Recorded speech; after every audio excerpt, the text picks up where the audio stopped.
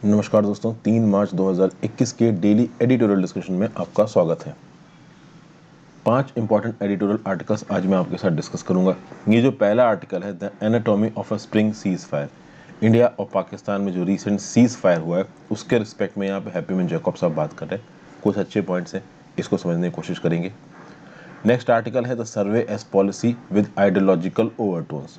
ये लिखा है एम ए ओमन जी ने, ऑनररी फेलो है Centre for Development Studies Thiruvananthapuram. ये आइडियोलॉजिकल सर्वे की कुछ गलती को पॉइंट आउट कर रहे हैं और गलती को पॉइंट आउट करने के लिए इन्होंने साइंटिफिक मॉडल्स भी लिए हैं, स्टैटिस्टिकल मॉडल्स भी लिए हैं और ये भी बोला है कि भाई हमारा जो इकोनॉमिक सर्वे है वो पॉलिसी पे कम बात कर रहा है और आइडियोलॉजी पे ज़्यादा बात कर रहा है। तो जितनी बातें सीधे सीधे समझ में आ रही हैं, एग्जाम्स के पर्सपेक्टिव से इंपॉर्टेंट है। जिस प्रकार के स्टैटिस्टिकल सेट्स यहाँ पे साहब ने दिखाए हैं वो थोड़े से समझने मुश्किल हैं, तो उनको छोड़ के काम की चीज़ें देख के सीधे आगे बढ़ेंगे। नेक्स्ट बात की जा रही है कि भाई 2 क्वार्टर्स तक रिसेशन में रहने के बाद या फिर आप कह लीजिए कि जीडीपी कम होने के बाद फाइनली हम लोग पॉजिटिव ग्रोथ ट्रैजेक्टरी में एंट्री मार रहे हैं।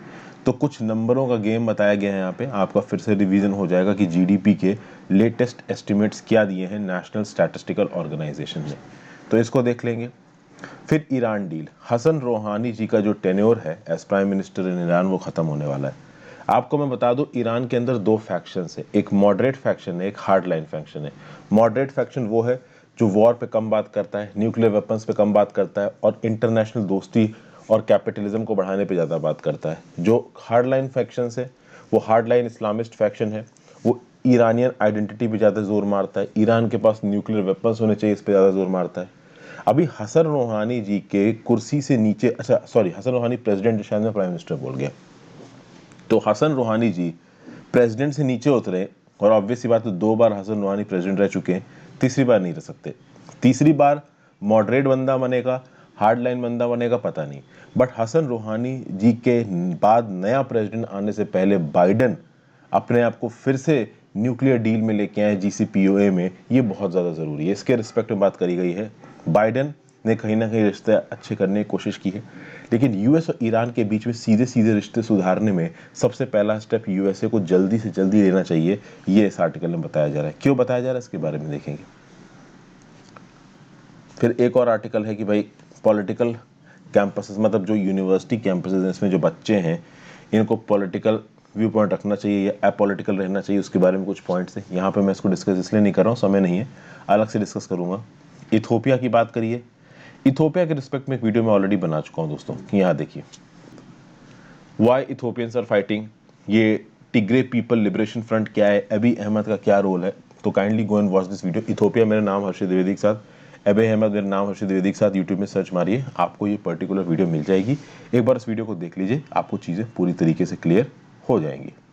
ओके, और जो फाइनल आर्टिकल मैं आज आपके साथ डिस्कस करूंगा वो है रिकैलिब्रेटिंग रिलेशंस विद ईयू। इंडिया के यूरोपियन यूनियन के साथ अच्छे ट्रेड रिलेशंस इंडिया के कैसे नेशनल इंटरेस्ट में है, उसके बारे में इस आर्टिकल में बात की गई है। कुछ स्टैटिस्टिक्स बताए गए हैं, इंडिया को अभी के लिए यूरोपियन यूनियन से कितना बेनिफिट हो रहा है, आगे आने वाले समय में कितना बेनिफिट हो सकता है, वियतनाम और बांग्लादेश जैसी कंट्रीज हमारी बड़ी कॉम्पिटिटर कैसे बन गई हैं, इन सब चीज़ों के बारे में इस पर्टिकुलर आर्टिकल में बात की गई है। ओके, तो ये 5 आर्टिकल्स हैं दोस्तों, ये 5 आर्टिकल्स मैं आपके साथ डिस्कस करूंगा। हालांकि वो पॉलिटिकल न्यूज़ वाला जो आर्टिकल है यूनिवर्सिटी वाला वो भी इंपॉर्टेंट है, बट कोशिश करूंगा कि मैं उसको कभी अलग से कवर कर दूं। ठीक है, सो आगे बढ़ने से पहले वीडियो पे लाइक का बटन दोस्तों, अगर अब तक आपने इस चैनल को शेयर और सब्सक्राइब नहीं किया है तो कर दीजिए। इस वीडियो को शेयर और सब्सक्राइब नहीं किया तो कर दीजिए, आप ज्वाइन बटन दबा के हेल्प कर सकते हैं। एनसीईआरटी की वीडियोज़ हो 6 से 12th की, चाहे आपकी पॉलिटी लक्ष्मीकांत की वीडियो है, चाहे स्पेक्ट्रम मॉडर्न हिस्ट्री की वीडियो है, हर चीज़ मैंने आपके लिए already free of cost cover कर रखी है, तो आप ज्वाइन करके बटन हेल्प कर सकते हैं। एनसीईआरटी में कुछ वीडियोस बाकी हैं तो मैं धीरे धीरे कर रहा हूँ, कोशिश कर रहा हूँ कि जल्दी आपके लिए बना दूँ। इंस्टाग्राम पे फॉलो कर लीजिए, आपके जनरल डाउट्स को जवाब दूंगा। टेलीग्राम ग्रुप ज्वाइन कर लीजिए इस पर्टिकुलर लेक्चर की पीडीएफ के लिए, और जो भी मैं बाकी इंडिविजुअल करंट अफेयर्स के लेक्चर्स बनाता हूँ या फिर डेली करंट अफेयर्स के लेक्चर्स बनाता हूँ उनकी पीडीएफ के लिए। ओके, तो सबसे पहला आर्टिकल जो हम डिस्कस करने वाले हैं वो है The anatomy of a spring ceasefire. Different from the earlier routine assurances, the new India-Pakistan agreement also diffuses an ugly two-front situation.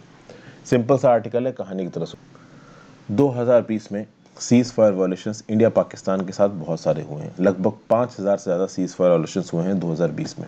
Okay, 24 फरवरी की रात को 25 फरवरी को सुबह 2021 एक सीज फायर एग्रीमेंट हुआ है, जिसके चलते दोनों साइड से जो गोलियां चलनी अभी के लिए बंद हो गई हैं।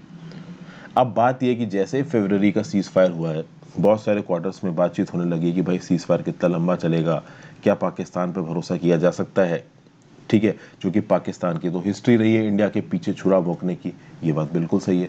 पाकिस्तान पे पूरी तरीके से भरोसा नहीं किया जा सकता है। दोनों तरफ के director general of military operations ने बोला है कि हाँ भाई, कहीं ना कहीं हम सीज फायर करेंगे, कहीं ना कहीं ये दोस्ती, ये गोलियां चलनी बंद होनी चाहिए। कहीं ना कहीं दोनों कंट्रीज ने रिकॉग्नाइज किया है कि हाँ भाई, ये गोलियां चलना किसी के इंटरेस्ट में नहीं है। मैं आपको एक बात बता दूं, इंडिया बहुत पहले से पाकिस्तान के साथ अच्छे रिश्ते बनाने की कोशिश कर रहा है, चाहे कांग्रेस की सरकार हो चाहे बीजेपी की सरकार हो। लेकिन पाकिस्तान का 1 पॉइंट एजेंडा है एंटी इंडिया एजेंडा।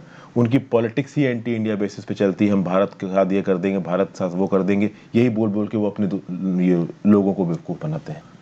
तो पाकिस्तान पे पूरी तरीके से भरोसा करना बेवकूफ़ी है। कभी भी पाकिस्तान पलट के वॉर कर सकता है।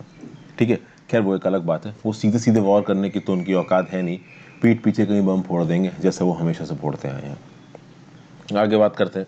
यहाँ पे कुछ स्टेटमेंट्स की बात करी गई कि जो पाकिस्तान के आर्मी चीफ है कमर जावेद बाजवा, उन्होंने बोला है फरवरी की शुरुआत में कि भैया हमको पीस सबके साथ करना है, हर डायरेक्शन में करना है। इंडिया की तरफ से जो आर्मी चीफ है मनोज मुकुंद नरवाने, उनका ये बोलना है कि हम पाकिस्तान के साथ कंटिन्यूस इंगेजमेंट करेंगे। देखिए यहाँ पे 3-4 वजह हैं। हर कंट्री जब कुछ करती है ना तो उसकी कुछ वजह होती है। पाकिस्तान इंडिया के साथ अच्छे रिलेशन करने की कोशिश क्यों कर रहा है? FATF में पाकिस्तान ग्रे लिस्ट से बाहर नहीं निकल पा रहा है, उसकी एक मेन वजह इंडिया है। इंडिया के साथ कुछ समय पे पीस की नौटंकी कर लेंगे तो हो सकता है इंडिया FATF की ग्रे लिस्ट से निकलने में मदद कर दे पाकिस्तान को। एक रीज़न ये हो सकता है। दूसरा रीज़न ये हो सकता है कि भाई जो चाइना है, चाइना और इंडिया का डिसंगेजमेंट हो रहा है तो बैक एंड से चाइना भी पाकिस्तान को बोल रहा हो कि उस समय शांत बैठो, तो पाकिस्तान चुप हो गया। तीसरा रीज़न ये हो सकता है कि बाइडेन नए प्रेसिडेंट बन के आ गए हैं तो बाइडेन ने पीछे से पाकिस्तान को बोला कि भाई रिलेशनशिप अच्छे करो। लेकिन इस प्रकार के अगर फैक्टर्स प्ले में हैं तो ये फैक्टर्स बहुत टेम्परेरी हैं। आगे आने वाले समय में पाकिस्तान फिर अपनी औकात पे आ सकता है, इसमें कोई डाउट नहीं है। हाँ, सच में दिल से चेंज हो गया हो तो भाई बहुत अच्छी बात है। ठीक है, इससे अच्छा तो कुछ हो ही नहीं सकता। बट पाकिस्तान दिल से चेंज हो जाए, ये दिमाग मानने को तैयार नहीं है। चलिए, अभी रिसेंट इंडिया की तरफ से भी कुछ अच्छे गेस्टर्स गए हैं। प्रधानमंत्री पाकिस्तान के इमरान खान को श्रीलंका जाना था, तो इंडिया ने बोला कि ठीक है भाई, आप हमारा एयर स्पेस इस्तेमाल कर सकते हैं। कोलंबो में जब पहुंचे और सीज फायर एग्रीमेंट से एक दिन पहले इमरान खान ने बोला कि भाई हमारा एक डिस्प्यूट है कश्मीर, और इस डिस्प्यूट को हम डायलॉग के थ्रू सॉल्व करेंगे। अच्छी बात है भाई, इमरान खान के मुंह से ये बात बहुत अच्छी लग रही है, खासकर इस बात को ध्यान देते हुए कि अगस्त 2019 से इमरान खान हर इंटरनेशनल फोरम में इंडिया को बदनाम करते घूम रहे हैं। बट फाइनली शायद उनके अंदर थोड़ा दिमाग आया, उन्होंने एक सेंसिबल बात कही। फिर अगर आप देखो, जनवरी 2021 तक आपके LOC पे, लाइन ऑफ कंट्रोल पे हालात बहुत गंदे थे। अभी के लिए हालात थोड़े सही नज़र आ रहे हैं। कम से कम 24 फरवरी से तो गोलाबारी बंद है। कितने समय तक गोलाबारी बंद रहेगी ये पता नहीं है। 2020 में 5000 से ज़्यादा सीज फायर हुए हैं। ओके, 2002 के बाद से लेके अब तक ही सबसे ज़्यादा है। ठीक है ना। 19 ईयर्स में 2002 से लेके अब तक अगर आप सीज फायर वॉल्यूशंस देखिए तो सबसे ज़्यादा 2020 में हुए। अब इससे पहले जो सबसे मेजर सीज फायर हुआ था, ठीक है ना, इंडिया पाकिस्तान के बीच में, वो हुआ था नवंबर 2003 में। अगर आप फरवरी 2021 जैसा पहले कोई सीज फायर ढूंढो तो आपको नजर आएगा नवंबर 2003 में। और नवंबर 2003 और फरवरी 2021 के सीज फायर में एक ही सिमिलरिटी है। 2002 और 2003 पे LOC पे बहुत वायलेंस था, और 2020-2019 में भी LOC पे बहुत वायलेंस था। तो इन दोनों वायलेंस के बाद सीज फायर हुआ और फिर बाद में चीज़ें बिगड़ गई। तो वही बात है कि कोई इसमें डाउट नहीं है कि आगे आने वाले समय में चीज़ें बिगड़ जाए। इंडिया चाहता है कि इस प्रकार का सीज फायर हो जाए, इस प्रकार का वायलेंस ना हो। इंडिया के लिए एक्चुअली में बहुत ज़्यादा ज़रूरी है, नेसेसिटी है। क्यों है नेसेसिटी? देखिए, इंडिया के सामने ऑलरेडी एक 2 फ्रंट सिचुएशन है। ठीक है, एग्रेसिव चाइना है और पाकिस्तान के साथ तो प्रॉब्लम देखिए यहाँ चल ही रही है। ओके, जब अभी लाइन ऑफ एक्चुअल कंट्रोल पे चाइना के साथ बवाल चल रहा था तो बहुत सारे सोल्जर्स को हमारे वेस्टर्न फ्रंट से उठा के चाइना वाले बॉर्डर पे डिप्लॉय करना पड़ा। तो इससे ये बातें पता चलती हैं कि कहीं ना कहीं इंडिया के लिए पीस जरूरी है। देखिए, इंडिया एक वेलफेयर स्टेट है। इंडिया कहीं ना कहीं लोगों के लिए काम करने की कोशिश कर रहा है। चाइना जैसी इकोनॉमिक पावर तो है नहीं हमारे पास कि बहुत सारे पैसे हो, और ना ही हम पाकिस्तान की तरह एक फेल्ड स्टेट है। पाकिस्तान एक फेल्ड स्टेट है। पाकिस्तान टेररिज्म को प्रमोट करता है, वहाँ पे अक्सर कर बम फोड़ते रहते हैं। ठीक है, जब आप दूसरों के यहाँ बम फोड़ोगे तो आपके यहाँ तो टेररिज्म फूलेगा ही। अपने यहाँ के टेररिज्म को पाकिस्तान रोक नहीं पा रहा है। उनकी सिविलियन ब्रांचेज और उनकी आर्मी आपस में लड़ती रहती हैं, लोग भूखे मर रहे हैं। कोरोना का one of the biggest impact था पाकिस्तान में, इंफॉर्मेशन दबा ले गए वो लोग। तो भाई पाकिस्तान जिस लेवल पे फेल्ड है उस लेवल पे इंडिया फेल्ड नहीं है। समझ गया बात को? तो पाकिस्तान ज़बरदस्ती में सिर्फ वेपन्स प्रोड्यूस करना, लोग भूखे मरते रहे तो मरते रहे, हम तो वेपन प्रोड्यूस करके इंडिया को चैलेंज करेंगे, इस प्रकार की अप्रोच इंडिया की नहीं है। तो इंडिया को कहीं ना कहीं पीस चाहिए बॉर्डर्स में, तो हम सीज फायर एग्रीमेंट चाहते हैं। ये हमारी मजबूरी है कि हमें अपनी आर्मी वगैरह पे ज़्यादा पैसा खर्च करना पड़ता है, क्योंकि हमारे दो इतने खतरनाक नेबर्स हैं। आगे भी ख़त्म करना पड़ेगा, इसमें कोई डाउट नहीं है। अब अगर बात करें इंडिया पाकिस्तान के सीज फायर पैक्ट्स की हिस्ट्री की, तो सबसे पहला सीज फायर हुआ 1949 में। आपको पता है जब दोनों देश आज़ाद हुए तो कश्मीर को लेकर लड़ाई होने लगी। फाइनली कराची एग्रीमेंट हुआ 1949 का, और इंडिया पाकिस्तान के बीच में सीज फायर एग्रीमेंट हो गया। इस सीज फायर एग्रीमेंट को ब्रोकर किसने कराया था? यूनाइटेड नेशंस ने ब्रोकर कराया था। और एक यूएन मोजिब बनाया गया, यानी United Nations military observer group बनाया गया इंडिया पाकिस्तान में, जो कि ये देखेगा कि जो सीज फायर लाइन है, CFL लाइन है, यहाँ पे कोई उल्टी सीधी एक्टिविटी ना हो, ना इंडिया के द्वारा ना पाकिस्तान के द्वारा। कि लेकिन चीज़ें बदल जाएंगी 1965 में, जब फिर से इंडिया और पाकिस्तान के बीच में जंग छिड़ जाएगी। लेकिन जब 1965 की जंग खत्म होगी तो स्टेटस को रिस्टोर कर दिया जाएगा टाशकंड एग्रीमेंट के थ्रू। टाशकंड में हमारे लाल बहादुर शास्त्री जी गए थे, जहाँ पे उनकी मिस्टीरियस सर्कमस्टांसेस में मृत्यु हो गई थी। हालांकि उसके बारे में बात नहीं करेंगे। तो 1965 का युद्ध हुआ, इंडिया इस युद्ध को जीता और बाद में स्टेटस को रिस्टोर कर दिया गया, यानी जैसे पहले थी लाइन ऑफ एक्चुअल कंट्रोल, वैसे ही लाइन ऑफ एक्चुअल कंट्रोल पहले हो गई। लेकिन पाकिस्तान आदत से मजबूर था, उसने फिर से इंडिया के ऊपर अटैक किया 1971 में। इस बार इंडिया ने पाकिस्तान को ज़बरदस्त तरीके से हराया, लेकिन स्टेटस को नहीं रिस्टोर हुआ। स्टेटस को इसलिए रिस्टोर हुआ क्योंकि देखिए बांग्लादेश तो आज़ादी हो गया यहाँ पे, तो पाकिस्तान को बहुत बड़ा झटका लगा, और लाइन ऑफ एक्चुअल कंट्रोल पे कुछ बहुत जो की पोस्ट थी वो इंडिया ने अपने कब्जोर में ले ली। समझ के बात को? तो 1971 के बाद जो स्टेटस को था वो रिस्टोर नहीं हुआ, जिसके चलते आप देखोगे कि पाकिस्तान की इंटरनेशनल ह्यूमिलिएशन बहुत ज़्यादा हुआ। ठीक है, उनको अंदर से भी लगा होगा कि यार कहाँ ही जंग छेड़ दी। फिर 1972 में हुआ सुचेतगढ़ एग्रीमेंट। सुचेतगढ़ एग्रीमेंट ने दिसंबर 1971 के सीज फायर के बाद कहीं ना कहीं लाइन ऑफ कंट्रोल को डिलीनिएट किया। और अब ये जो पहले सीज फायर लाइन हुआ करती थी, इसका नाम दे दिया गया LOC। समझ गए? तो 1972 तक ये जो इंडिया पाकिस्तान के बीच का बॉर्डर था, इसको CFL बोला जाता था। उसके बाद बोला गया LOC। LOC किसके थ्रू बोला गया? तो भाई सुचेतगढ़ एग्रीमेंट के थ्रू बोला गया। हालांकि इतना इंपॉर्टेंट नहीं है, बस कहानी के पर्सपेक्टिव से सुनते जाइए। अभी बहुत ही कम चांस है कि सुचेतगढ़ एग्रीमेंट किसी एग्जाम में आपको दिखे, पर अगर दिख भी गया तो आपको पता होना चाहिए, मैंने यहाँ पे आपको बता रखा है। ओके, तो अब आप यहाँ पे देखोगे ये जो CFL LOC बनी है थ्रू सुचेतगढ़ एग्रीमेंट ऑफ 1972 और कराची एग्रीमेंट ऑफ 1949, इनमें एक फ़र्क है।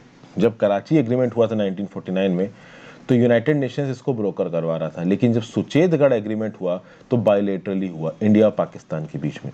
तो यहाँ पे United Nations military observer group का कोई भी रोल नहीं था। यहाँ पे यूनाइटेड नेशंस का रोल कहीं ना कहीं बाहर निकल गया। और शिमला एग्रीमेंट और कराची एग्रीमेंट में यही फर्क था। शिमला एग्रीमेंट 1971 में साइन हुआ था, इंदिरा गांधी जी ने साइन किया था, कि ये बायलैटरल एग्रीमेंट था। पाकिस्तान को कहीं ना कहीं इंडिया द्वारा इम्पोज्ड कंडीशंस को मानना पड़ा था। पाकिस्तान बुरी तरीके से हारा था, बांग्लादेश भी उसके हाथ से निकल गया था। खतरनाक ह्यूमिलिएशन थी वो पाकिस्तान की सरकार के लिए। ओके, उसके बाद से आप देखोगे कि लाइन ऑफ कंट्रोल बन गया, और लाइन ऑफ कंट्रोल पे यूनाइटेड नेशंस का कोई भी इंटरफेरेंस नहीं था। और उसके बाद से इंडिया ने हमेशा बोला है कि इंडिया और पाकिस्तान का बाउंड्री इशू, कश्मीर का इशू, ये बायलैटरल इश्यूज हैं, बाहर का कोई ऑर्गेनाइजेशन इसमें इंटरफेयर नहीं करेगा। ठीक है, और फाइनली उसके बाद अगर कोई बड़ा एग्रीमेंट आपको देखने को मिलता है तो 2003 का एग्रीमेंट देखने को मिलता है सीज फायर का, और उसके बाद बताया जा रहा है तो अभी फरवरी 2021 के एग्रीमेंट।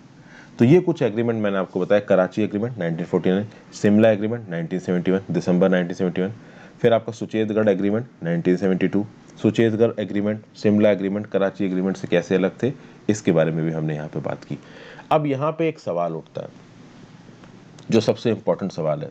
देखिए, जब यूनाइटेड नेशंस ने कराची एग्रीमेंट करवाया था 1949 में, तो वहाँ पे कुछ रूल्स ऑफ एंगेजमेंट, कुछ रूल्स ऑफ एग्रीमेंट फिक्स किए गए थे। यानी कि जब सीज फायर हुआ है तो सीज फायर में अलग अलग कंडीशंस में दोनों तरफ की आर्मी किस प्रकार से एक दूसरे के साथ एंगेज करेंगी, इसके लिए प्रॉपर एक सेट कोड ऑफ कंडक्ट लिखा गया था। प्रॉब्लम यह है कि शिमला एग्रीमेंट में, सुचेतगढ़ एग्रीमेंट में, 2003 के सीज फायर में और इवन ये जो 24 फरवरी को 2021 का सीज फायर हुआ है, यहाँ कोई रूल नहीं लिखे हुए हैं। और जब रूल्स नहीं लिखे हुए होते हैं ना, तो सीज फायर का कोई मतलब नहीं होता है। और ये रूल्स ना होना, rules of engagement, rules of agreement ना होना, ये एक बहुत बड़ा फ्लॉ बताया गया है दोस्तों।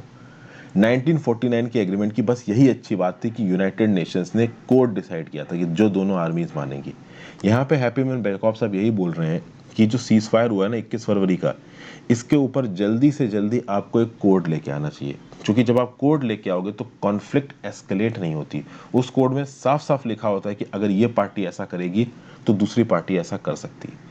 जब कोई रूल नहीं है, कोई कोड नहीं है, रूल है भी तो 1949 के हैं जो कि अब बिल्कुल ऑब्सोलीट हो चुके हैं, उनका कोई मतलब नहीं रह गया, बहुत पुराने हो गए। तो करंट टेक्स्ट में नए रूल्स लिखे जाने चाहिए ताकि भाई 2021 में जो फरवरी में सीज फायर हुआ उसको प्रॉपर तरीके से इंप्लीमेंट किया जा सके। केवल ये बोल देना सीज फायर हो गया, इससे मतलब नहीं पड़ता है। सीज फायर कैसे इंप्लीमेंट होगा, इसके लिए एक्सटेंसिव रूल्स होने चाहिए। क्योंकि हमने ये देखा है कि 2003 के सीज फायर के बाद 2004 से लेकर 2007 में और उसके बाद 2008 में थोड़ा बहुत वायलेंस देखने को मिला है इंडिया पाकिस्तान की बाउंड्री लाइन के ऊपर।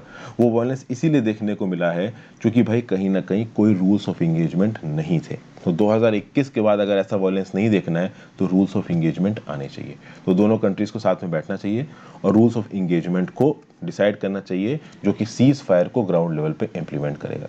अब ये लोग रूल्स ऑफ इंगेजमेंट लेके आ पाते हैं, नहीं आ पाते हैं, ये तो समय ही बताएगा। नेक्स्ट आर्टिकल पे चलते हैं। The survey has policy with ideological overtones to say that growth and inequality converge in terms of their effects on socio-economic outcomes is outrageous। भाई इकोनॉमिक सर्वे में कमियां बता रहे हैं एमए ओमन साहब। क्या कमियां बता रहे हैं? देखिए, इकोनॉमिक सर्वे 2021 को पॉलिसी डॉक्यूमेंट की तरह नहीं देख रहे हैं ओमन साहब। इन्होंने बोला है कि भाई एक डॉक्यूमेंट ऐसा होता है जो कि एम्पेरिकल डाटा से निकलता है। एम्पेरिकल डाटा मतलब ऑब्जर्वेशन की, आपने स्टैटिस्टिकल मॉडल्स को स्टडी किया और उसके बेसिस पे आपने एक पॉलिसी डॉक्यूमेंट बनाया। नॉर्मल कर इकोनॉमी में जो भी पॉलिसी डॉक्यूमेंट्स बनते हैं वो एम्पेरिकल डाटा पे ही बेस्ड होते हैं। बट ओमन साहब यहाँ पे बोल रहे हैं कि जो पॉलिसी डॉक्यूमेंट निकल के आ रहा है इकोनॉमिक सर्वे के फॉर्म में, वो किसी एम्पेरिकल डाटा पे बेस्ड नहीं है, वो किसी सोशल कंपल्सन पे बेस्ड नहीं है, वो आइडियोलॉजिकल ओवरटोन्स पे बेस्ड है। यहाँ पे आइडियोलॉजी के बेसिस पे इकोनॉमिक सर्वे निकाल रहे हैं, ऐसा बोल रहे हैं ओमन साहब। ओमन साहब चैप्टर 4 को पॉइंट कर रहे हैं और बात कर रहे हैं इनइक्वालिटी एंड ग्रोथ की, कॉन्फ्लिक्ट और convergence. Basically inequality and growth की जब ओमन साहब बात करते हैं तो बोलते हैं कि हमारा इकोनॉमिक सर्वे इनडायरेक्टली ये बोल रहा है कि भाई ग्रोथ होगी तो इनइक्वालिटी तो होगी ही होगी। ये साफ साफ इल्ज़ाम लगा रहे हैं ओमन साहब हमारे इकोनॉमिक सर्वे के ऊपर कि भाई हमारा इकोनॉमिक सर्वे इनडायरेक्टली क्या बोल रहा है कि भाई अगर आपकी ग्रोथ होगी तो इनइक्वालिटी तो बढ़ेगी ही बढ़ेगी। जबकि सीधा सीधा कहीं भी इकोनॉमिक सर्वे में ये नहीं लिखा है, लेकिन ओमन साहब इसको किस बात के ऊपर बोल रहे हैं इसको समझने की कोशिश करते हैं। फिर देखा जाए इकोनॉमिक सर्वे में लिखा क्या है, तो भाई कोविड-19 की पैंडेमिक के बाद India once in a century crisis में पहुंच गया, चलिए अच्छी बात है। सर्वे ने बोला कि वी शेप्ड रिकवरी होगी, ये भी अच्छी बात है। फिर इकोनॉमिक सर्वे 2019-20, और आपको पता है इकोनॉमिक सर्वे पिछले साल का होता है, इसलिए 2019-20 लिखा है, याद रखिएगा, ठीक है ना। तो इकोनॉमिक सर्वे 2019-20 क्या बोलता है? Ethical wealth creation by combining the invisible hands of market with the hands of trust. यानी कि जो इनविजिबल हैंड्स ऑफ मार्केट है उनको हैंड्स ऑफ ट्रस्ट के साथ आप जोड़ दो। तो भाई मार्केट के अंदर भी एक ट्रस्ट वाला एलिमेंट की जब बात हो जाती है तो यहाँ पे सीधी सीधी बात देखिए क्या लिखी हुई है कि एक अनइक्वल सोसाइटी में ट्रस्ट तो ब्रेक होगा ही होगा, क्योंकि एक अनइक्वल सोसाइटी में क्रोनी कैपिटलिज्म और करप्शन होता ही होता है। और जिस पॉलिटिकल सोसाइटी में क्रोनी कैपिटलिज्म और वेल्थ करप्शन होता है, वहाँ पे एथिकल वेल्थ प्रोडक्शन होना बहुत मुश्किल है। क्रोनी कैपिटलिज्म, करप्शन, यहाँ पे कुछ लोग अपने फ़ायदे के लिए बाकी सेक्शंस को दबाते रहते हैं। ये अनइक्वल सोसाइटी, इनइक्विटेबल सोसाइटी का एक बेसिक ट्रेट है और ये ट्रेट हमारे देश में देखने को मिल रहा है। अगर बात की जाए इंडिया की तो क्या बोला जा रहा है? Market mediated growth will take the country to desirable social economic outcomes that include not only reducing poverty but also a wide spectrum ranging from infant mortality to mental illness। Economic survey ये point out करने की कोशिश कर रहा है कि अगर market mediated growth होगी तो डिजायरेबल सोशियो इकोनॉमिक आउटकम्स होंगे, okay, infant mortality, mental illness सब कम होगी। लेकिन यहाँ पे ऑथर ये पॉइंट आउट कर रहा है कि भाई जिस सोसाइटी में ग्रोथ हो रही है, जिस सोसाइटी में इनइक्विटेबल ग्रोथ हो रही है, वहाँ पे क्रोनी कैपिटलिज्म के चलते जो वेल्थ क्रिएशन है वो एथिकल तरीके से हो और मार्केट्स काम करें लोगों की भलाई के लिए, ये होना बहुत ज़्यादा मुश्किल है। इसलिए इकोनॉमिक सर्वे में यहाँ पे ऑथर एक आप कह सकते हो कि कॉन्ट्राडिक्शन ढूंढने की कोशिश कर रहा है। फिर अगर आप बात करो तो बहुत सारे स्कॉलर्स का इकोनॉमिक सर्वे को देख के ये भी बोलना है कि जिस हिसाब की नेचर और जिस हिसाब की पॉवर्टी इंडिया में बढ़ी है, खासकर पैंडेमिक के आने के बाद, उसके बारे में इकोनॉमिक सर्वे में कोई बात नहीं की गई है। फिर इकोनॉमिक सर्वे में माइग्रेंट फैमिलीज के बारे में कोई बात नहीं कर रही है। इतने हजारों किलोमीटर दूर चल के ये लोग अपने घर गए, इसके बारे में भी इकोनॉमिक सर्वे में कोई जिक्र नहीं है। हाँ, इकोनॉमिक सर्वे के चैप्टर 1 की बात करिए तो सरकार ने स्ट्रक्चरल रिफॉर्म्स का बहुत जिक्र किया है, कंट्रोवर्शियल 3 फॉर्म लॉस की तारीफ की है, लोगों को आगे ले जाने के लिए सरकार क्या स्टेप्स ले रही है उसकी तो तारीफ की है, लेकिन इकोनॉमी में जो कुछ भी गलत हो रहा है उसके बारे में कहीं पे भी चीज़ें नहीं लिखी गई हैं। ये बात बिल्कुल सही है, जब सरकार को किसी भी पॉइंट से क्रिटिसाइज किया जा सकता है वो चीज़ें वो इंक्लूड ही नहीं करती। तो इस बात पे ओमन साहब सरकार के इकोनॉमिक सर्वे को क्रिटिसाइज कर रहे हैं। फिर पॉवर्टी की और बात की जाए तो देखिए, ऐसा बोला जा रहा है कि पैंडेमिक के बाद इंडिया में जो एक्सट्रीम पॉवर्टी है वो 40 करोड़ से लेकर लगभग 62 करोड़ लोगों को अफेक्ट कर रही है। 40 करोड़ एस्टिमेट किया गया किंग्स कॉलेज लंदन के द्वारा, और हिंदू के एक ओपिनियन आर्टिकल में लगभग 62 करोड़ एस्टिमेट किया गया था। इन सब चीज़ों का कोई जिक्र नहीं है हमारे इकोनॉमिक सर्वे में। फिर एक स्टडी आई थी, ऑक्सफॉर्म study on virus and inequality. इसने ये बोला कि भैया कोविड-19 से पहले जो 1000 के टॉप बिलियनियर्स थे वो केवल 9 महीने में प्री कोविड-19 टाइम्स में पहुंच गए। इनफैक्ट कुछ तो और ज़्यादा अमीर हो गए, और जो भी दौलत उन्होंने लूज़ की थी पैंडेमिक के चलते उन्होंने बहुत जल्दी वापस गेन कर ली। लेकिन जो सबसे गरीब लोग हैं दुनिया के, उनको 10 साल से ज़्यादा लग जाएंगे इस गरीबी से बाहर निकलने में। फिर हमारा इनफॉर्मल सेक्टर बहुत तगड़े तरीके से हिट हुआ है इस पैंडेमिक से, लेकिन उसके बाद भी जो हमारे स्टॉक मार्केट्स हैं वो बिल्कुल अनप्रेसिडेंटेड हाइट्स पे चल रहे हैं। इनफॉर्मल सेक्टर के बारे में तो यहाँ पे बोला जा रहा है कि जब से डिमोनेटाइजेशन हुआ है तब से इनफॉर्मल सेक्टर कहीं ना कहीं परेशान चल रहा है। फिर उसके अगर आप बात करोगे तो जिस प्रकार की लैंग्वेज ग्रोथ को लेकर और इनइक्वालिटी को लेकर हमारे इकोनॉमिक सर्वे में यूज़ की गई है, उस प्रकार की लैंग्वेज साफ साफ ये दिखाती है कि कहीं ना कहीं इकोनॉमिक सर्वे में कोई ना कोई कॉन्ट्राडिक्शन है। फिर यहाँ पे बहुत सारे स्टैटिस्टिकल थ्योरीज को ऑथर्स ने कोट किया है। ठीक है भाई, स्केलर वेरिएबल्स लिए हैं एक्स और वाई, स्टैंडर्ड डेविएशन का मेथड यूज़ किया है, जॉइंट स्कैटर, जॉइंट डिस्पर्शन, और इन सब का मेथड यूज़ करके ये बताया कि सरकार ने कैसे गलत और डेंजरस मैथमेटिकल मॉडल्स के चलते इकोनॉमी को हालत को बहुत अच्छी दिखाने की कोशिश की है, जबकि इकोनॉमी की हालत बहुत ज़्यादा ख़राब है। कैसा बोल रहे ओमन साहब? फिर ओमन साहब ये भी बोल रहे हैं कि भाई कहीं ना कहीं जो चैप्टर नंबर 4 है, आपका बॉक्स 1 ऑफ चैप्टर नंबर 4, वो चाइना के एग्जाम्पल को कोट करता है। और चाइना के एग्जाम्पल को देख के क्या बताया जाता है, मतलब हमारा इकोनॉमिक सर्वे कहीं ना कहीं ये बोल रहा है कि चाइना में बहुत तेज इकोनॉमिक ग्रोथ हुई, उसके चलते वहाँ पे इनइक्वालिटी बढ़ी। ये बात बिल्कुल सही है, लेकिन ऑथर यहाँ पे बोल रहा है कि अगर आप 1980 के बाद के इंडिया को कंपेयर करो चाइना के साथ, तो चाइना में ग्रोथ हुई है, इनइक्वालिटी बढ़ी है, लेकिन इंडिया में जो ग्रोथ हुई है इंडिया में इनइक्वालिटी ज़्यादा बढ़ी है। तो इंडिया की ग्रोथ में इनइक्वालिटी ज़्यादा बढ़ रही है, चाइना की ग्रोथ में इनइक्वालिटी इतनी ज़्यादा नहीं बढ़ रही। कहीं ना कहीं चाइना में वहाँ के लोगों के पास पैसा थोड़ा ज़्यादा जा रहा है, इंडिया में उतना पैसा नहीं जा पा रहा है। तो चाइना के ग्रोथ मॉडल को साथ जो इंडिया अपने आप को कंपेयर कर रहा है, भले ही चाइना का जो ग्रोथ मॉडल है वो शोषणकारी है, कहीं से भी वो अच्छा नहीं है, लेकिन वो इंडिया से बेटर है इस रिस्पेक्ट में कि चाइना के ग्रोथ मॉडल में इकोनॉमिक इनइक्वालिटी उतनी ज़्यादा नहीं है जितनी इंडिया में है। ये बात बताई गई। फिर बहुत से यहाँ पे ऑथर्स को भी कोट किया गया है। देखिए क्या बोला गया है यहाँ पे, Although the works of great thinkers on justice and inequality such as John Rawls, Piketty and Wilkinson, तो जॉन रॉस, पिकेटी और विल्किंसन को हमारे इकोनॉमिक सर्वे में कोट तो किया गया है, बट इनके जस्टिस और इक्विटी के आइडिया को हमारे इकोनॉमिक सर्वे ने इलेबोरेट नहीं किया है।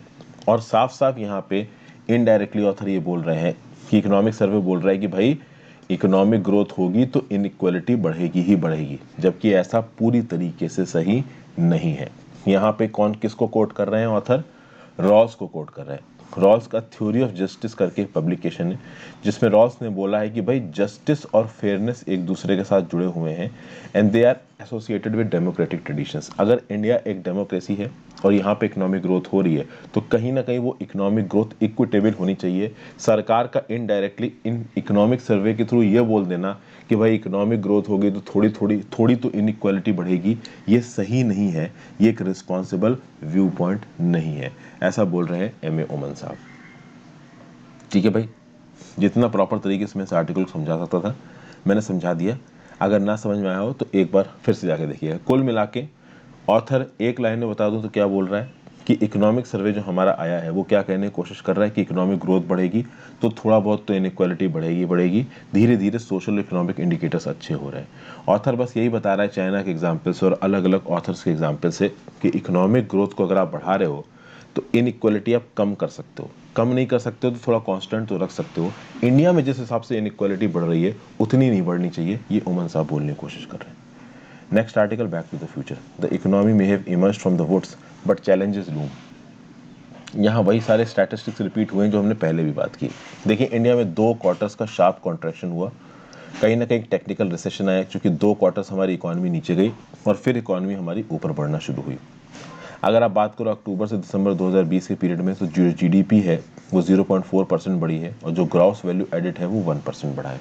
ठीक है, जीडीपी और ग्रॉस वैल्यू एडिड में एक ही फ़र्क होता है कि जीवीए में हम टैक्सेस को और सब्सिडीज़ को इंक्लूड नहीं करते। तो बेसिकली वैल्यू एडिड, सच में क्या वैल्यू एडिड हुआ तो उसमें टैक्सेस और अगर आप सब्सिडीज़ को इंक्लूड ना करो जीडीपी में तो जीवीए बन जाता है। अब कहीं ना कहीं ओवरऑल अगर आप नंबर्स की बात करिए तो इंडिया में शॉर्ट नोटिस पे पैंडेमिक लगा, सब्सिक्वेंट केस सर्ज हुआ तो इकोनॉमिक एक्टिविटी तो बंद होनी थी। पहला क्वार्टर तो पूरा इकोनॉमी बंद थी और दूसरे क्वार्टर में पैंडेमिक के बहुत ज़्यादा इफेक्ट्स थे, इसलिए पहले 2 क्वार्टर तो बिल्कुल ही रिसेशन में गए। उसके बाद सितंबर के लगभग पे पेंट अप फेस्टिवल डिमांड आया तो बहुत सारे कंजम्पशन हुआ, इसलिए कहीं ना कहीं ग्रोथ तो दिखनी ही थी। थर्ड क्वार्टर में ग्रोथ की सबसे बड़ी वजह क्या बताई जा रही है, एग्रीकल्चर बताया जा रहा है। थर्ड क्वार्टर में जो ग्रॉस वैल्यू एडेड हुआ है एग्रीकल्चर में वो लगभग 3.9% है। केवल एक ऐसा सोर्स सेक्टर है एग्रीकल्चर जो फर्स्ट क्वार्टर, सेकंड क्वार्टर और थर्ड क्वार्टर तीनों में ग्रोथ पोस्ट कर रहा है। मैन्युफैक्चरिंग और कंस्ट्रक्शन पिछले दोनों क्वार्टर्स में गिरा है, लेकिन इस क्वार्टर में मैन्युफैक्चरिंग यानी थर्ड क्वार्टर में मैन्युफैक्चरिंग 1.2% बढ़ा है और कंस्ट्रक्शन 6% बढ़ा है। पैंडेमिक के बाद में ये दोनों सेक्टर्स स्ट्रेस में थे, कहीं ना कहीं पैंडेमिक से पहले भी ये दोनों सेक्टर्स स्ट्रेस में थे। सेकेंड और थर्ड क्वार्टर्स ऑफ 2019-20 में भी ये जो दोनों सेक्टर्स हैं मैन्युफैक्चरिंग और कंस्ट्रक्शन ये कहीं ना कहीं कमी हो रहे थे, कहीं ना कहीं कॉन्ट्रैक्ट ही हो रहे थे। हाँ, गवर्नमेंट ने जो स्पेंडिंग की है, ठीक है भाई, गवर्नमेंट की स्पेंडिंग के बावजूद भी पब्लिक एडमिनिस्ट्रेशन, डिफेंस और दूसरी सर्विसेज ये 1.5% घटी हैं थर्ड क्वार्टर में। ये एक प्रॉब्लमेटिक चीज़ है कि भाई गवर्नमेंट स्पेंड कर रही है, गवर्नमेंट खर्चा कर रही है, उसके बाद पब्लिक एडमिनिस्ट्रेशन, डिफेंस और दूसरी सर्विसेज में जो कॉन्ट्रैक्शन देखने को मिल रहा है वो 1.5% देखने को मिल रहा है। हालांकि प्राइवेट सेंटीमेंट अच्छा हो रहा है, इन्वेस्टमेंट डिमांड धीरे धीरे बढ़ रही है, कहीं ना कहीं जो पब्लिक स्पेंडिंग है वो बढ़ रही है, लोग खर्चा कर रहे हैं इकॉनमी में। लेकिन रिटेल, ट्रेड, होटल्स, ट्रांसपोर्ट और कम्युनिकेशन ये 7.7% कॉन्ट्रैक्ट हो रहा है, कहीं ना कहीं कॉन्टैक्ट इंटेंसिव है। सर्विस सेक्टर खासकर ट्रेड, होटल्स ये कॉन्टैक्ट इंटेंसिव होते हैं। ओके, रिटेल अभी ऑनलाइन शॉपिंग कर रहे हो तो बात अलग है, पर दुकान जाके खरीद रहे हो तो वो कॉन्टैक्ट इंटेंसिव है। तो कहीं ना कहीं ये वाले जो सेक्टर्स हैं ये 7.7% से घटे हैं क्वार्टर 3 में। अभी क्वार्टर 3 में ओवरऑल देखिए, जनवरी में जो एस्टिमेट्स आए थे नेशनल स्टैटिस्टिकल ऑर्गेनाइजेशन ने, जिसने बोला था कि भाई 2020-21 में हमारी इकॉनमी 7.7% घटेगी, लेकिन अभी फरवरी में जो एस्टिमेट्स आए उसने बोला कि 2020-21 में इकॉनमी 8% नीचे जाएगी। उसका रीज़न ये है कि पहले क्वार्टर की जो जीडीपी श्रिंकेज है वो बताई जा रही 24.4%, पहले 23.9% बताई गई थी, अब 24.4% बताई गई। ओके, अगर आप 2019-20 की ग्रोथ रेट की बात करो तो 2019-20 की जो इकोनॉमी की ग्रोथ रेट थी वो पहले 4.2% बताई गई थी, बाद में 4% बताई गई थी। कहीं ना कहीं आप ये देखेंगे कि जो जीडीपी ग्रोथ के फिगर्स होते हैं ना, वो जो सब्सिक्वेंट प्रोजेक्शंस आते हैं, सब्सिक्वेंट जो फिगर्स रिलीज किए जाते हैं वहाँ पे कहीं ना कहीं वो ऊपर नीचे जाते रहते हैं। जैसे कि the real GDP growth for the third quarter of the last fiscal, पिछले फिस्कल का यानी कि 2019-20 का ये जो फाइनेंशियल ईयर था उसका जो तीसरा क्वार्टर था अक्टूबर, नवंबर, दिसंबर 2019, पहले उसकी जीडीपी ग्रोथ रेट बताई गई थी 4.1%, बाद में पता चला कि वो तो केवल 3.3% है। तो आप समझ रहे हो ना, जीडीपी ग्रोथ के जो फिगर्स होते हैं ना वो कहीं ना कहीं आगे आने वाले जो कैलकुलेशंस है उसमें ऊपर नीचे घटते रहते हैं। ओके, फिर भाई यहाँ पे एक बात और बोल रहा है ऑथर कि तीसरे क्वार्टर में हमारी इकोनॉमी ऊपर की तरफ जा रही है, इससे बहुत ज़्यादा खुश होने की ज़रूरत नहीं है, क्योंकि इनफॉर्मल और माइक्रो इंटरप्राइजेस की हालत अभी भी बहुत ख़राब है। जॉब मार्केट में रिकवरी की चांसेस अभी भी बहुत कम देखने को मिल रहे हैं। कॉन्टैक्ट इंटेंसिव जो सर्विसेज सेक्टर हैं, ट्रेड, ट्रेवल, टूरिज्म, ये अभी ठप्प पड़ रहे हैं, ये कहीं ना कहीं अभी चालू ही नहीं हुए हैं। फिर कुछ और बुरी खबरें निकल के आ रही हैं।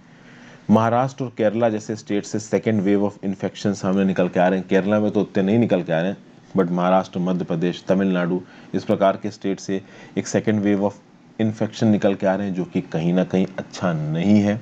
ओवरऑल एक स्मूथ और एक्सपीडिशियस रोल आउट तो हुआ है वैक्सीन का, बट ये वैक्सीन जितनी जल्दी, ज़्यादा जल्दी लोगों को दी जाए, उतना जल्दी लोग कोरोना से इम्यून हो जाए, उतनी जल्दी इकोनॉमिक एक्टिविटी ऊपर जाए, ये सब बातें यहाँ पे बोली गई हैं। कुल मिला के देखिए, ये जो कोरोना से रिलेटेड इकोनॉमिक फिगर्स हैं और कोरोना से रिलेटेड जो इन्फेक्शन वाले फिगर्स हैं, this is a news in transition. इसको ट्रांजिशन न्यूज़ की तरह देखिए, आप स्टैटिस्टिक्स देखिए, फिगर्स देखिए और आगे बढ़िए, ठीक है, क्योंकि ये जो न्यूज़ है ये बदलती रहेगी। हो सकता है पहले क्वार्टर की प्रोजेक्शंस जो कि 23.9% नीचे गई थी, अब बताया जा रहा है 24.4% नीचे गई हैं। हो सकता है आगे आने वाले समय में बताया जाए कि 25% नीचे गई हैं। तो ये फिगर्स बदल सकते हैं आगे भी। तो इन फिगर्स को एक सेट स्टैंडर्ड रख के अपने दिमाग में मत चलिए। रेगुलरली करंट अफेयर्स पढ़ते रहिए, ताकि जब फिगर्स बदलें आपको पता चल जाए। नेक्स्ट बात करते हैं किसकी, रिवाइविंग द इकोनॉमिक डील। ये इंपॉर्टेंट आर्टिकल है। आप देखिए, Joe Biden joint comprehensive plan of action को ज्वाइन करना चाहते हैं। दोनों साइड्स एक दूसरे की तरफ देख रही हैं कि कौन पहले आंख झपकाएगा। देखिए बात क्या है कि जो बाइडेन का ये बोलना है कि ईरान ने joint comprehensive plan of action के जो भी प्रोविजंस थे उनको मानना बंद कर दिया और अपने न्यूक्लियर प्रोग्राम को इंप्लीमेंट करना शुरू कर दिया। ये गलत है। ईरान अवॉइड करे joint comprehensive programme of action को, हम सैंक्शंस हटा देंगे। ये कौन बोल रहा है? ये बाइडेन एडमिनिस्ट्रेशन बोल रहा है। ईरान बोल रहा है नहीं। डोनाल्ड ट्रंप ने अपने अमेरिका को वापस खींचा जेसीपीओए से, तो आप खुद यूनिलैटरली आइए और जेसीपीओए को ज्वाइन करिए। अगर आप हमारे ऊपर से सैंक्शंस हटा देंगे तो हम अपने न्यूक्लियर प्रोग्राम को डेवलप करना बंद कर देंगे। तो दोनों एक दूसरे से डिमांड कर रहे हैं। मुझे लगता है यहाँ पे ईरान सही बोल रहा है। ईरान का साफ साफ स्टैंड है कि भाई हम तो आपके सारे सैंक्शंस मान रहे थे, आपने अपने सैंक्शंस फिर से बिना मतलब हमारे ऊपर इम्पोज कर दिए। आपका कोई प्रेसिडेंट आता है ओबामा, वो पहले हमारे साथ ट्रीटी करता है, फिर डोनाल्ड ट्रंप आता है, वो बोलता है कि कोई ट्रीटी नहीं, फिर तुम आके बोल रहे हो कि हाँ भाई तुम बातों को मानो। तो हम बेवकूफ तो ना बैठे हैं यहाँ पे। और ये बात बिल्कुल सही है ईरान की। देखिए, यूएस ने डोनाल्ड ट्रंप के एडमिनिस्ट्रेशन के अंदर यूनिलैटरली इस जेसीपीओए की डील से एग्जिट किया था। तो यहाँ पे बाइडेन की रिस्पॉन्सिबिलिटी बनती है कि वो यूनिलैटरली फिर से इस डील को ज्वाइन करें। समझ में?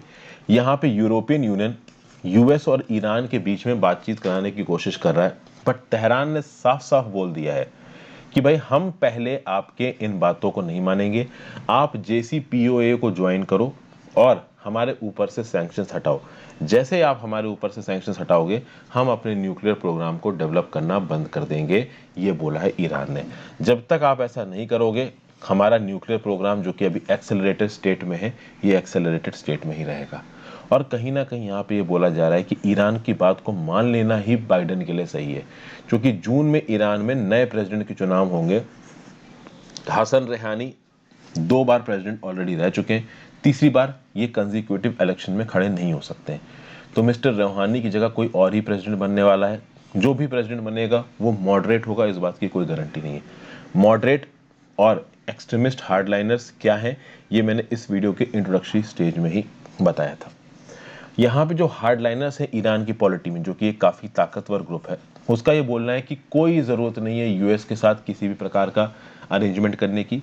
हमें अपना न्यूक्लियर एग्रीमेंट मानने की ज़रूरत नहीं है, हमें अपने न्यूक्लियर प्रोग्राम को आगे बढ़ाना चाहिए, ऐसा हार्डलाइनर्स बोल रहे हैं। हार्डलाइनर्स की बात सुनने वाले यहाँ बहुत सारे लोग हैं। यूएस पॉलिसी में कोई भी कंसिस्टेंसी नहीं है। एक प्रेसिडेंट आता है, ट्रीटी करता है, दूसरा प्रेसिडेंट ट्रीटी तोड़ता है। तो यहाँ पे तीसरे प्रेसिडेंट को ट्रीटी को ज्वाइन करना चाहिए और ईरान को भरोसा दिलाना चाहिए कि हम आपके अगेंस्ट नहीं है।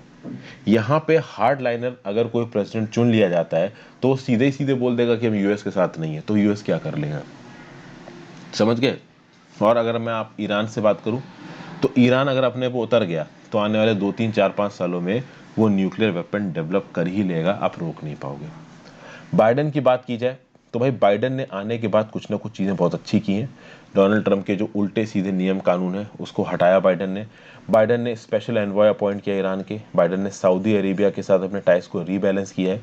कहीं ना कहीं सऊदी अरेबिया अपने मन मुताबिक जो भी येमेन में स्ट्राइक्स को ऑथराइज कर रहा है उसके खिलाफ रोकने की कोशिश की है बाइडेन ने। फिर बाइडेन ने साफ साफ बोला है कि हम तेहरान के साथ फिर से डील में वापस जाना चाहते हैं, बट तेहरान के ऊपर बाइडेन शर्त लगा रहे हैं कि पहले तुम मानो। तेहरान ने बोला पहले हम नहीं मारेंगे, पहले आप सैंक्शन हटाओ। और ईरान के जो कंसर्न्स हैं जेन्युइन है। ऐसा नहीं है कि यूएस और ईरान हमेशा ही दुश्मन थे। 11 सितंबर 2001 का जब टेररिस्ट अटैक हुआ था उस समय पे यूएस ने ईरान से मदद मांगी थी कि अफगानिस्तान से तालिबान को एलिमिनेट करने में आप हमारी मदद करो। कहीं ना कहीं ईरान ने मदद की भी थी, लेकिन मदद लेने के बाद और तालिबान को हराने के बाद फिर ईरान को एक्सिस ऑफ ईविल का पार्ट बता दिया यूएस ने, नॉर्थ कोरिया और इराक की कैटेगरी में लाके खड़ा कर दिया। तो ईरान के अंदर भी डिस्ट्रस्ट वाला एलिमेंट आएगा ना यार, कि कभी भी तुम अपनी पॉलिसी के पीछे हट जाते हो। और बड़ी बात यह है कि भाई ईरान की जो इकोनॉमी है ना उसको सैंक्शंस काफी नुकसान पहुंचा रहे हैं, उसकी इकोनॉमी ब्लीड कर रही है। कोविड-19 के आउटब्रेक ने जो नुकसान पहुंचाया है वो तो नुकसान पहुंचाया है। ईरान में प्रोटेस्ट भी हुए हैं 2019-20 में। तो कुल मिला के यहाँ पे यूएस और ईरान के रिश्तों की जब बात हो रही है तो कहीं ना कहीं एक भरोसे वाले एलिमेंट की जरूरत है। भरोसा वाला एलिमेंट इसलिए भी मिसिंग है क्योंकि जनवरी 2020 में यूएस ने स्ट्राइक्स करके कासिम सुलेमानी को मार दिया। फिर भाई सीरिया में जो ईरान के एसेट्स हैं उनके ऊपर लगातार एयर स्ट्राइक्स कर रहा है इजराइल। यूएस ने प्रो ईरान मिलिटेंट्स को सीरिया में रिसेंटली मारा। तो कहीं ना कहीं ईरान प्रेशर के अंदर में है, और वो प्रेशर के अंदर में सिर्फ यूएस और एक्सटर्नल प्लेयर्स की वजह से नहीं है, उसके जो इंटरनल हार्डलाइनर्स हैं वो भी ईरान की पॉलिटी के ऊपर प्रेशर डाल रहे हैं कि आप किसी भी प्रकार की डील में साइन करो यूएस के साथ। यूएस का एक बहुत बड़ा एजेंडा है कि ईरान के न्यूक्लियर प्रोग्राम को रोका जाए, और उसके लिए ईरान को सैंक्शंस तो हटाने ही पड़ेंगे। ये बात यूएस को बिल्कुल अब क्लियर हो जानी चाहिए, क्योंकि अगर यूएस ने सैंक्शंस नहीं हटाए तो आगे आने वाले समय में ईरान किसी भी प्रकार का इंगेजमेंट करेगा भी कि नहीं करेगा अमेरिका के साथ, ये भी एक कह सकते हो कि 100% श्योरिटी से बात नहीं बोली जा सकती। तो यहाँ पे बस यही बोला जा रहा है कि Biden should be the one to take the first step towards friendship with Iran. Next article है recalibrating relations with European Union. Forging stronger ties with the region could help India strengthen manufacturing and revitalize exports. ठीक है भाई, क्या बोला जा रहा है? जानवी सिंह और नेहा रमन जी ने इस आर्टिकल को लिखा है। आत्मनिर्भर भारत प्रोग्राम और बजट 2021-22 क्या बोलता है? To set the tone and tenor to booster supply chains. भाई सप्लाई चेन्स को इंप्रूव करना है, सेल्फ रिलायंस को इंप्रूव करना है। और अगर आपको सेल्फ रिलायंट बनना है तो उसका मतलब ये नहीं कि आप अपनी इकोनॉमी को ग्लोबल इकोनॉमी से काट लोगे। कहीं ना कहीं दूसरे दुनिया के पार्टनर्स के साथ तो आपको ट्रेड करना ही पड़ेगा। सेल्फ रिलायंट इंडिया के लिए आपको सप्लाई चेन्स डेवलप करनी है। ये सप्लाई चेन्स इन्वेस्टमेंट से डेवलप होंगी, और इन्वेस्टमेंट बाहर के देशों से आना है तो यूरोपियन यूनियन के साथ पार्टनरशिप यहाँ बहुत ज़्यादा ज़रूरी हो जाती है। यूरोपियन यूनियन यहाँ पे एक प्रकार का स्ट्रेटेजिक पार्टनर निकल के आता है। अगर आप आत्मनिर्भर हो रहे हो तो उस आत्मनिर्भर होने में एक बहुत बड़ा एलिमेंट ये है कि इंडिया के मैन्युफैक्चर गुड्स बाहर के देशों में बेचे जाएं, आप ये भी चाहोगे। अगर आप यूरोपियन यूनियन और वेस्टर्न यूरोप की बात करो तो लमसम ऐसा बोला जा रहा है कि इंडिया के पास पोटेंशियल है कि हम लमसम 39.9 ऑलमोस्ट $40 बिलियन का सामान एक्सपोर्ट कर सकते हैं इन कंट्रीज में। कौन से फील्ड्स में? Apparel, James and jewellery, chemicals, machinery, automobile, pharmaceutical, plastic. मैं आपको बता दूं कि इन डोमेन्स में हम ऑलरेडी बहुत सा एक्सपोर्ट कर रहे हैं यूरोपियन यूनियन में। $40 बिलियन का पोटेंशियल और है, ऐसा बोला जा रहा है। अब यहाँ पे एक बहुत इंपॉर्टेंट मैकेनिज्म प्ले में आता है जिसको बोला जाता है EU's generalise system of preferences, European unions generalise system of preferences. European unions के जनरलाइज सिस्टम ऑफ प्रेफरेंसेस में ये बोला गया है कि जो लीस्ट डेवलप्ड कंट्रीज हैं या फिर जो डेवलपिंग कंट्रीज हैं उनसे कुछ हद तक यूरोपियन यूनियन के अंदर सामान आ सकता है ड्यूटी फ्री या रिबेट टैरिफ पे, यानी कम इंपोर्ट ड्यूटी पे यूरोपियन यूनियन के अंदर वो सामान जा सकता है। और इंडिया ऑलरेडी इस ईयू के जनरलाइज प्रेफरेंसेस वाले सिस्टम का इस्तेमाल कर रहा है। India one of the major beneficiaries है ईयू के जीएसपी का। अगर आप बात करो तो 2019 में जीएसपी के अंदर इंडिया ने लगभग 19.4 बिलियन डॉलर के एक्सपोर्ट्स किए हैं यूरोपियन यूनियन में। जो टोटल इंडिया का मर्चेंडाइज एक्सपोर्ट गया है ईयू में उसका 37% यानी कि 19.4 बिलियन डॉलर तो ईयू के अंदर 2019 में ही भेजा है इंडिया ने।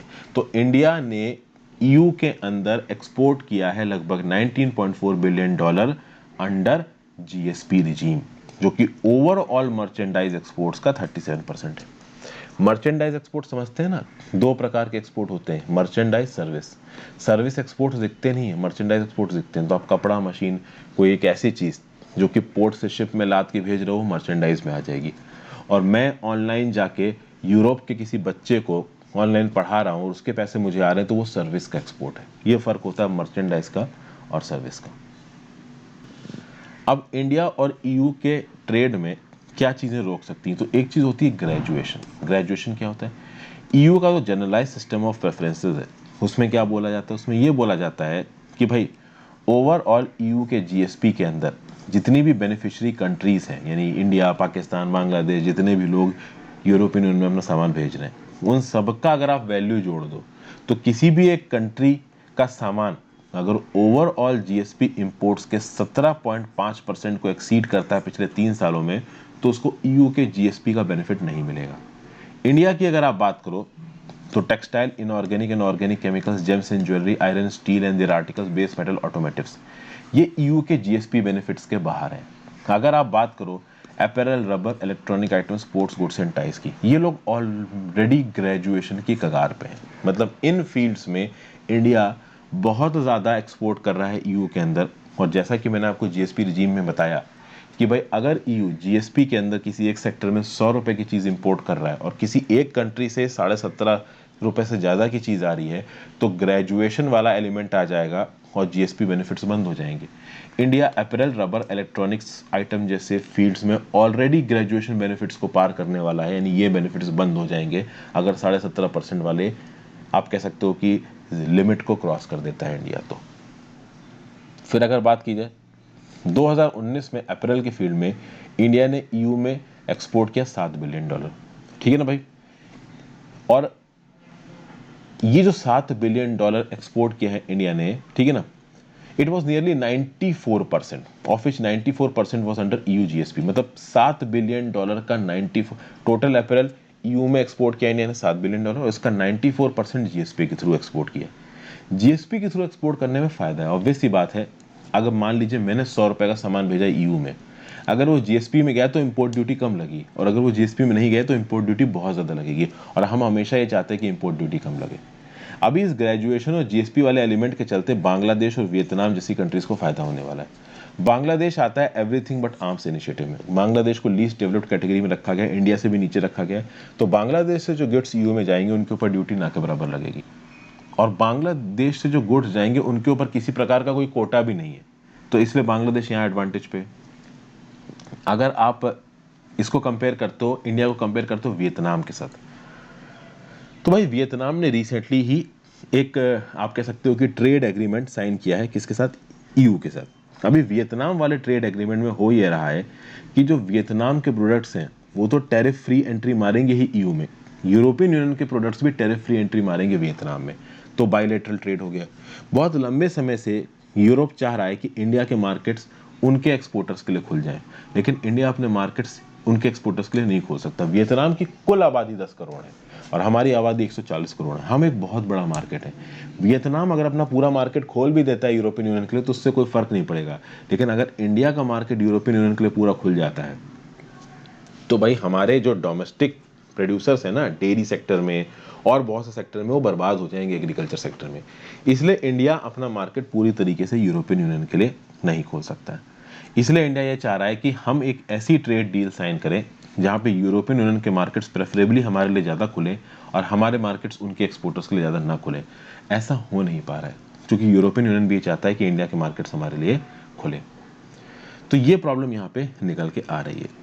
इसका एक ही सोल्यूशन है कि किसी एक प्रकार की डील को साइन किया जाए जहाँ पे यूरोपियन यूनियन को भी फायदा हो, इंडिया के भी फायदा हो, इंडिया के प्रोडक्ट्स आसानी से यूरोपियन यूनियन में एंट्री मार पाए और यूरोपियन यूनियन के प्रोडक्ट्स इंडिया में एंट्री मार पाए। अभी के लिए चीज़ होती मुश्किल नजर आ रही है, इसलिए वियतनाम और बांग्लादेश जैसी कंट्रीज हमसे आगे निकल रही है। देखते हैं आगे सरकार कोई ऐसा स्टेप बना पाती तो ये था आज का एनालिसिस दोस्तों। आई होप आपको कुछ ना कुछ समझ में आया हो, वीडियो यूजफुल लगी हो। अपनी व्यू पॉइंट नीचे कमेंट बॉक्स में जरूर दीजिएगा। Thank you for watching, have a great day.